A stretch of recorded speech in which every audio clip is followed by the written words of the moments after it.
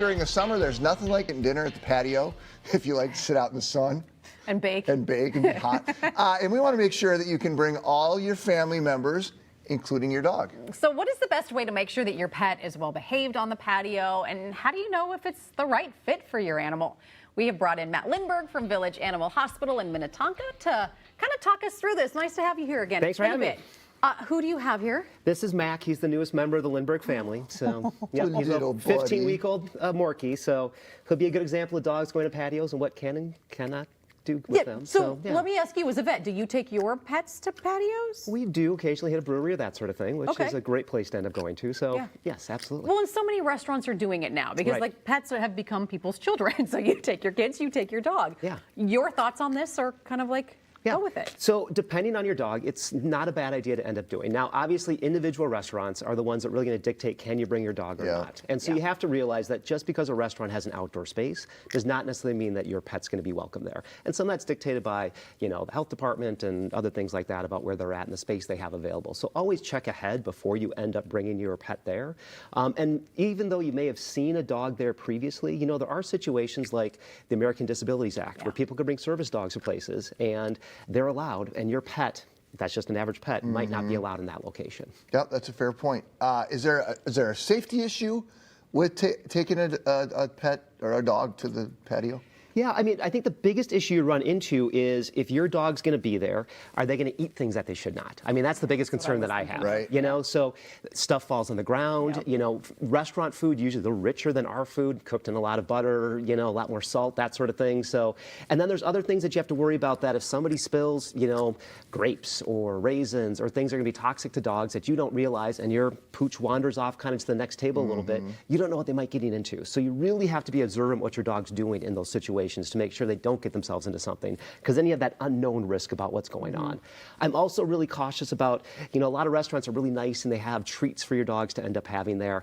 And I have a lot of dogs that have really sensitive stomachs. And sometimes, you go there and the next day your dog comes in to see me with a little bit of diarrhea because that treat was maybe just a little too... Get the dog the ice cream cone. Exactly, yes. It just does not necessarily agree with them. Yeah, that makes sense. I think about, like, well-behaved dogs on patios versus maybe some not so well-behaved dogs on patios. And if you think your dog is well-behaved and your dog is not being well-behaved, like, I feel like there needs to be like a trial patio where you can take your dog. Well, and be like, I think that's why the brewery is a good middle ground, because a lot of times they don't serve food. You're sort of going in and so they're around it a little bit, but maybe not full on. Well, and I think breweries are fantastic. So, like, our friend Mac here, he's 15 weeks old. He's in the key of sort of a socialization period. So bringing a puppy to a brewery, you go, you buy a pint, you're supporting the local business. You're there for, 20 minutes, 30 minutes. It's a short period of time. You're not waiting for food to come out. You can end the session when you want to.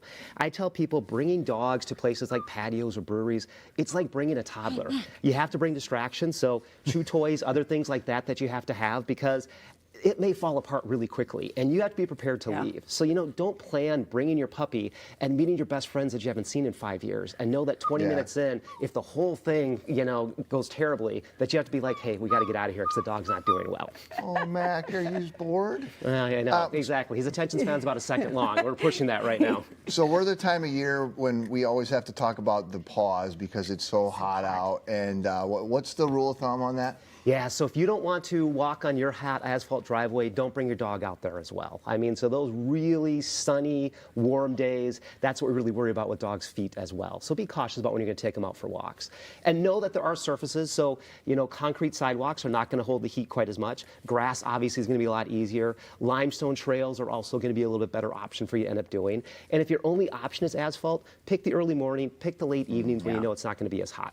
What about swimming? I have a lab, as you know, and he loves the water this time of year. Are you seeing any concerns with dogs swimming in bodies of water here? Yeah, so, the big concern that we end up having, the real major one, is blue-green algae. So that can be extremely dangerous for dogs. And it's not like the little pond scum that you end up seeing, little duckweed that you end up having. It looks more like spilled paint on the surface of water. It doesn't even look like it's natural, right? No, exactly. I mean, it just looks scummy. It can be green. It can be blue. And it usually has a smell to it. But dogs that get into it, they can, within hours, have severe signs, gastrointestinal issues, neurologic signs, even death that can end up having. But it's something that if your dog gets away from you and you see him go into something like that, and they start to have any sort of illness, you need to seek immediate attention. I would also just be cautious about, we have a lot of beaches right now closed for E. coli issues, that sort of thing. Yeah, keep your dog out of those places as well. Just be smart about it. Yeah. And there's also the ear issue they can get from going in the water too, Yeah. right? If you've got a dog that's prone for that, is there anything you can do other than like don't let it go in the water? Yeah, I mean, the ear is this perfect little science experiment. It's dark, it's warm, it's moist, there's yeast and bacteria in there all the time. And Mother Nature does a good job of kind of keeping that balance. And certain dogs that have allergies or just from an anatomic standpoint with hair, they are predisposed to issues. And swimming certainly can be a risk factor. Even bathing can be a risk factor, just adding extra moisture in there to kind of have problems. The best thing you can do is find a good cleaning agent that has a drying property to it, sort of astringent, that can help clean out that ear at the end of a swimming day. Your veterinarian's gonna be the best person to help you, because if your dog's really predisposed to ear issues, they may have some good options for you to end up doing versus just finding something over the counter. That makes sense. Well, Dr. Matt, thank you for stopping by. And Mac, good nice to meet you, Matt. I know, he did great. You did good. What a good boy. You get a treat on the patio. If you have questions about your pet, make sure to ask your vet. And we posted the contact information for Matt and the team at Village Animal Hospital in Minnetonka on, MinnesotaLive.com. Is this Mac's television debut? It sure is. You did good, Mac. You nailed it, buddy. Good. You nailed it.